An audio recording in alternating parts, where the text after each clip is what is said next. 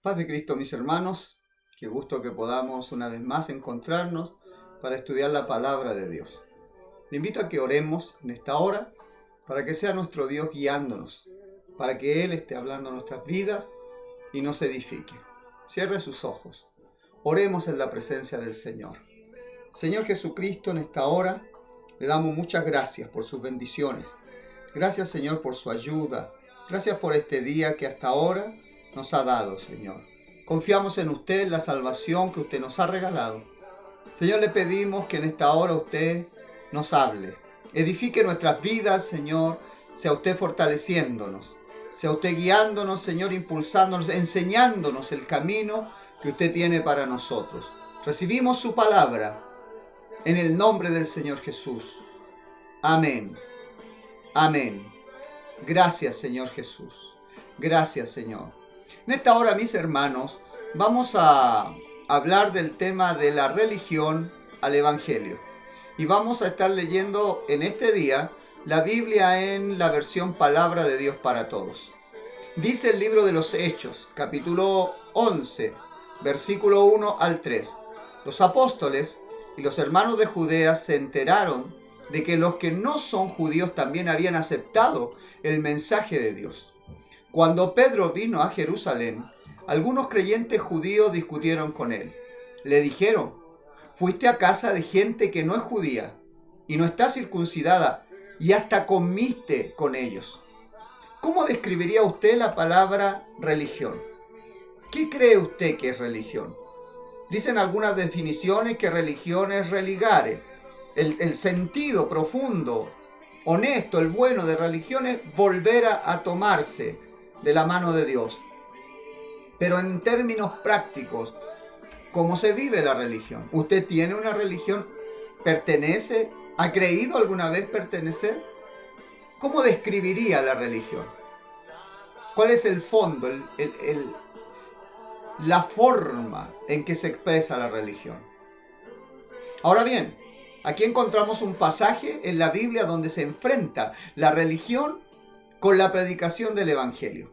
En el libro de los Hechos, el capítulo 11, del versículo 1 al 18, encontramos cómo se enfrenta Pedro, debido a su decisión de predicar el Evangelio a los gentiles, a Cornelio y a toda su casa, con los judíos de la iglesia que no estaban de acuerdo con las acciones que Pedro había hecho.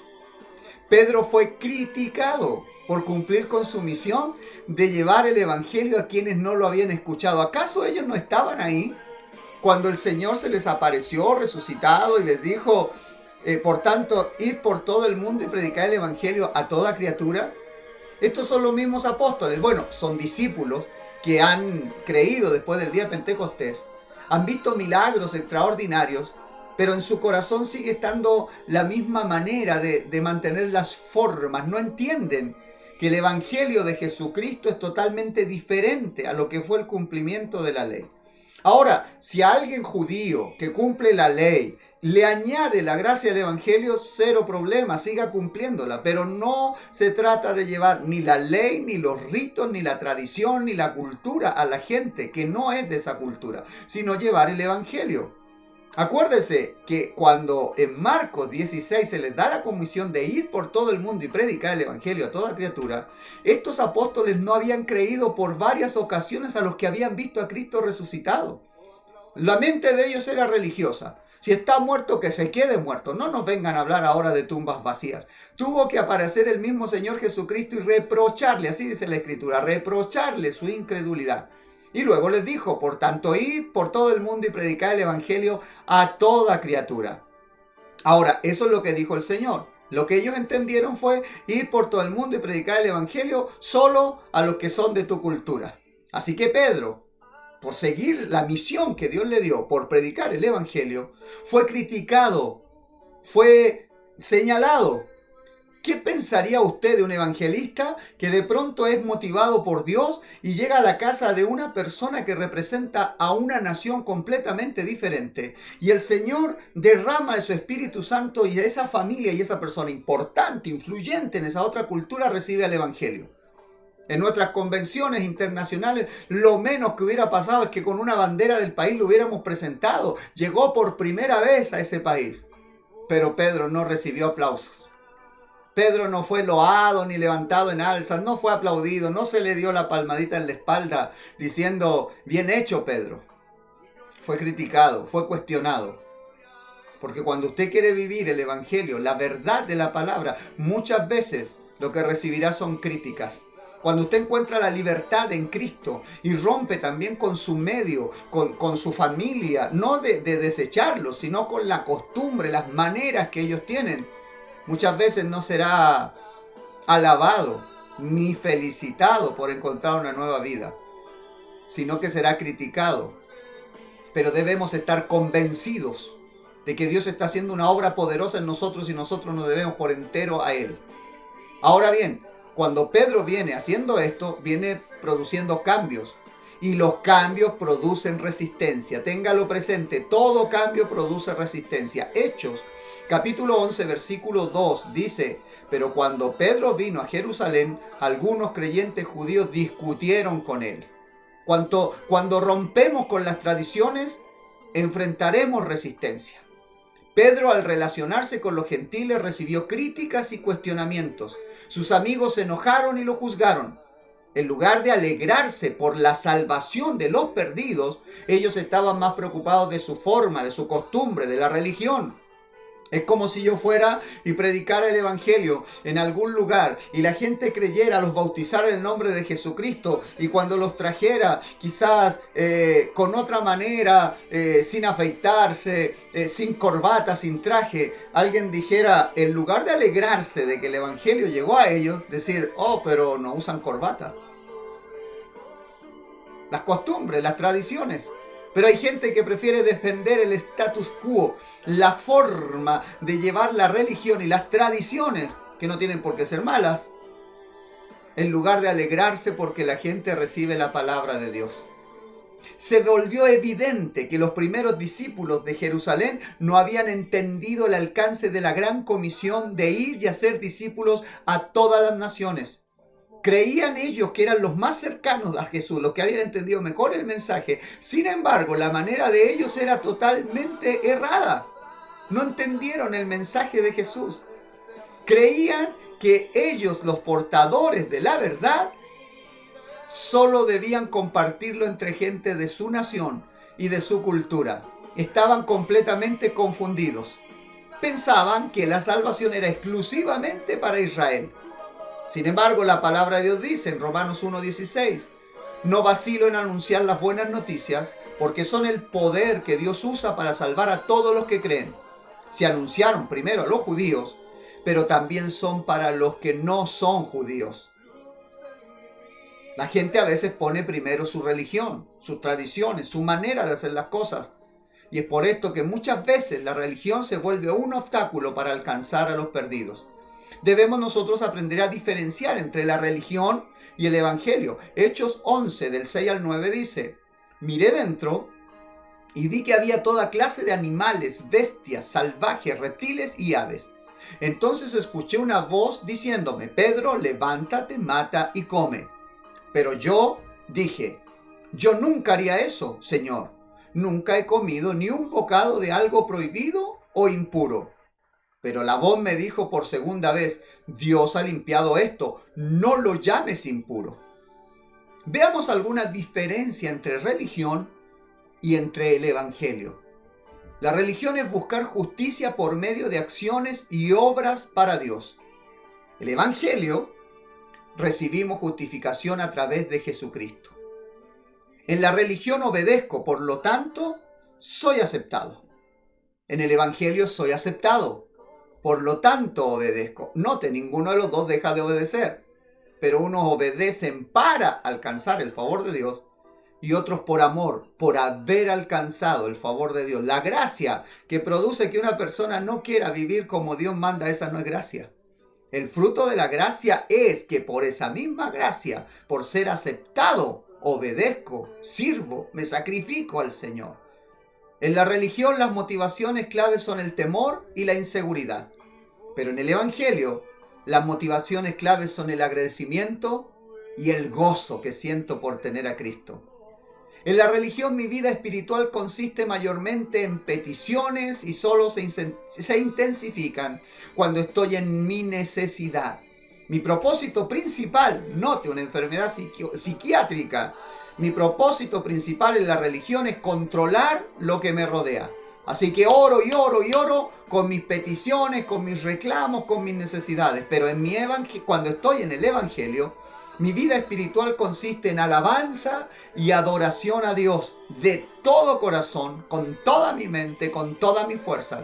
Mi propósito principal no es que Dios controle las circunstancias para mi favor. Mi propósito principal al orar es tener comunión con Dios. Pedro, cuando tuvo que confrontarse con la religión, se mantuvo firme ante la crítica de los religiosos. Estaba seguro de que había obedecido el llamado de Dios. Hechos 11:9 dice: pero la voz me dijo por segunda vez, Dios ha limpiado esto, no lo llames impuro. La experiencia de Pedro con Cornelio cambió la mentalidad de los creyentes o los discípulos de Jerusalén y entendieron que había una diferencia entre su religión y el evangelio que llega a las naciones. Ahora, ¿cómo va el proceso de la religión al evangelio? Número 1 es un proceso de gracia. Hechos 11, versículo 12 dice: el Espíritu me dijo que fuera con ellos sin vacilar. Estos 6 hermanos que están aquí me acompañaron a la casa de Cornelio. Primero, es iniciativa de Dios, es por gracia. Fue Dios que envió a Pedro a visitar a los gentiles y compartirles el evangelio. Pedro, por esta misma gracia, dejó de un lado su reputación personal y la crítica que podría venirle por entrar en casa de gentiles, porque quiso amar, no importa quién necesitara ese amor. Haya pues en vosotros este sentir que hubo también en Cristo Jesús, el cual no estimó el ser igual a Dios como cosa que aferrarse. Él se humilló, se hizo siervo hasta la muerte y muerte de cruz. Siervo obediente hasta la muerte y muerte de cruz. Por gracia se entrega, se sufre. Por gracia, Pedro prefirió aguantar la crítica, pero cumplir con el mandato de Dios. Pedro extendió sus brazos al gentil Cornelio y a su casa, y las buenas noticias llegaron a todos. Sin la gracia de Dios, nadie es digno de salvación. Y cuando Dios abre una puerta, nadie puede cerrarla. Y es por gracia que se produce el cambio. Y es por gracia que el Evangelio rompe las barreras de la religión para llegar a los perdidos. Efesios 2, 8 al 9 dice: ustedes fueron salvos gracias a la generosidad de Dios, porque tuvieron fe. No se salvaron a sí mismos. Su salvación fue un regalo de Dios. La salvación no es algo que ustedes hayan conseguido, pues nadie puede decir que se salvó a sí mismo. Número 2, es un proceso guiado. Los cambios, recuerde, producen resistencia. Y no todas nuestras ideas de cambio provienen de Dios.